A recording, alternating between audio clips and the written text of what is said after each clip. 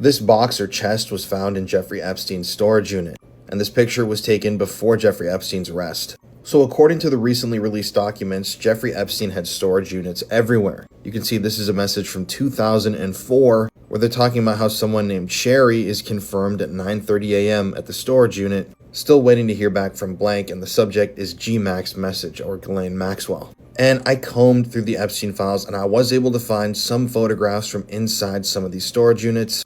As you can see here, this is a really ornate sort of box or chest that Epstein had in one of his units. There's actually a lot of furniture said to be inside of these storage units, like this piece as well. And as you can see in one of the messages, they actually list out some of the items in the unit, which include a white top table, a sofa with mattress, 8 bar chairs, 4 metal and 4 leather, 2 desks, metal frame, glass top, 2 chairs, speakers, 3 computers, and then screen fra LSJ. I'm assuming that's screen from Little St. James. And they even talk about, the checkered carpet that's in there. It's an old Boeing carpet. They're seeing if they need to dispose of the carpet.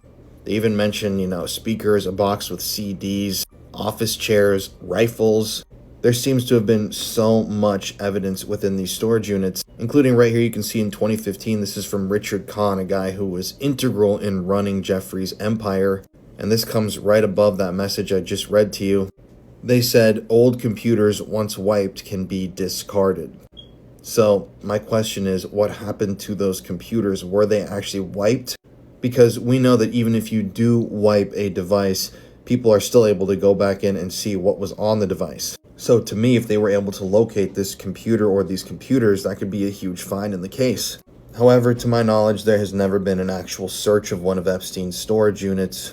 And I don't know if they're looking for them, if they're planning on doing something like this. I doubt that they are. But to me, this should have been something that was done years ago. And it's just another failure by the DOJ/FBI. There are so many pictures of Jeffrey Epstein in the files. And there are also so many pictures that I haven't seen that I keep finding. For example, there is this picture of Epstein in the bathtub. It appears fully nude, I'm assuming. Now, it should be noted that there are actually multiple pictures in the files of Epstein in bathtubs. And there are plenty of photographs of Epstein nude. I mean, I think they've removed it from the files at this point, but before they did, there was actually a full nude image of Epstein standing on a beach. I have it screenshotted somewhere. It's really a disturbing picture. But as soon as the DOJ realized that that photograph was online, they took it off. But it also begs the question, who took this picture and why? Who was taking these photographs of Jeffrey Epstein? And, I mean, it's really strange. If you look at where this photo came from, it came from Epstein's birthday book. So this was assembled by Ghislaine Maxwell, and that means that somebody had to send Ghislaine this photograph, which she then put in the book. We don't know where it comes from. We don't know the sender, but I do know that it gives me the chills to look at. And it goes to show that Epstein was inappropriate at practically all moments of his life. And yeah, it's really hard to believe. This top secret Epstein file is one of the most disturbing, and there are some serious unanswered questions here. So as you can see, this is an image of what appears to be a plastic tub. There's the EFTA number down there. And this image comes from Epstein's New York house. I believe this was underneath a desk of Epstein's. So if we take a look, everything seems to be saran wrapped inside of this tub. And that's what makes this so strange. This is the one and only time I've seen anything like this in any of the files. Like, these are photos in frames that are wrapped in plastic. And to me, that's just incredibly odd. There's something strange and off-putting about this. Now, I've tried looking closely at the different frames and the pictures, but this is it. We don't get any more clarity on what was in the box. I couldn't make out any other photographs or individuals. But what I did see was this knife. So what is this? Actually, what makes this even more interesting is if you look behind the knife, this appears to also be a fake gun. Like you can see it goes up here, and then there's the little ring thing protecting the trigger and the hilt handle down here. So, I mean, incredibly bizarre stuff. Why a fake knife and gun wrapped up in plastic, hidden in a tub in Epstein's home with a bunch of photographs that are also wrapped up in plastic? I would understand if this seemed to be a way that Epstein and associates frequently stored things in his properties, but that's not true. I've looked at thousands upon thousands of photos from Epstein's homes and the island and everywhere, and I've never seen a group of saran-wrapped items like this, especially saran-wrapped photo frames with photos in them. And obviously, having a knife ups the ante here times a million, because it's just so weird. It's so weird. So if any of you guys know what any of this could mean, or have any ideas as to why there would be a saran-wrapped knife and pistol alongside all of these pictures and frames, let me know in the comments section, because I'm very eager to figure this out, and it's just really bothering me.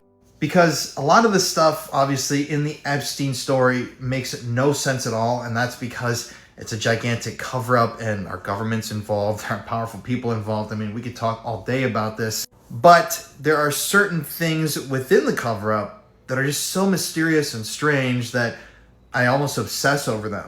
And I mean, even just analyzing this file, this image itself, you've got the confidential stamp, meaning that whatever's in this box is deemed to be privileged or compromising or damning in some way, that it's supposed to be shielded from more eyes than other documents. Why is that? I don't know.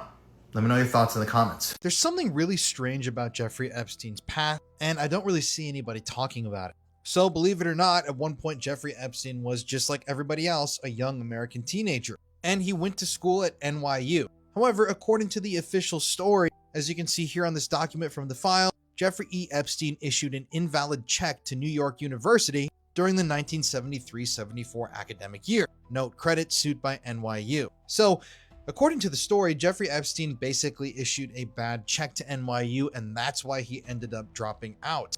However, just 1 year later, Epstein was in a ritzy apartment in London, an apartment that he was paying off himself. This is an email from a woman named Aldine Honey to Leslie Groff, Jeffrey Epstein's assistant. Aldine Honey seems to be a realtor from the London area. In this email, she writes, "I thought I remembered you. I love Jeffrey, known him since he was 21 years old. I bought his first apartment in Eaton Square for him, remember?" So there's a reference to this apartment in Eaton Square. Then there is another email between this woman and Jeffrey Epstein. She states, "I have sold your apartment at Eaton Square many times over, the latest sale only recently, and still have the salt and pepper shakers, which of course are a daily reminder." So another reference to an apartment in Eaton Square, London. There's also mentions of this apartment and him living there in one of Epstein's birthday books. But just listen to one of these birthday wishes given to Epstein. "Jeffrey, I remember in the mid-1970s you being a star salesman for our tax advantage strategies and hedged option program. I was running an account for Bob Maxwell." And I'm assuming that's Robert Maxwell, Ghislaine Maxwell's father, the Israeli super spy who died a suspicious death as well. The note continues, "You always had the ability to know everyone and be charming. Was that when you first discovered the Maxwell teenage daughter? Happy birthday." So that's what just doesn't make sense to me. You can see Epstein apparently gives that bad check to NYU and drops out in 74 or 73, I guess. Then he states he's employed from 1973 to 1974 at the University of California, Berkeley. But then according to the timeline, about 1 year later, Jeffrey Epstein randomly pops up in England in a sort of ritzy apartment. He didn't graduate. He didn't have any of these things going for him. But somehow he ends up over in London in a somewhat ritzy apartment in a nice area of the city, working for a firm, and eventually that's where he, on paper at least, in the official story, crosses paths with Robert Maxwell, one of the richest people on earth, and obviously father to his future co-conspirator, Ghislaine Maxwell. But what happened during that 1 year? What was the official reasoning for Jeffrey moving to England? I mean, he had just dropped out of college. He was practically a nobody. It's not like he was super wealthy at this point, and yet somehow he ends up over there, and it's through that connection that he connects to Robert Maxwell on paper. Let me know your thoughts in the comment section, because this rabbit hole goes very deep. This is just one of those pieces of art that Epstein owned that really disturbed me when I saw it. So you can see the EFTA number here. This is an image from Epstein's New York mansion. And as you can see, this small statue figurine, whatever this is, seems to have just been thrown onto what looks to be a bench inside of Epstein's Manhattan mansion. Now, this looks like Alice in Wonderland to me. I think this might be Little Red Riding Hood.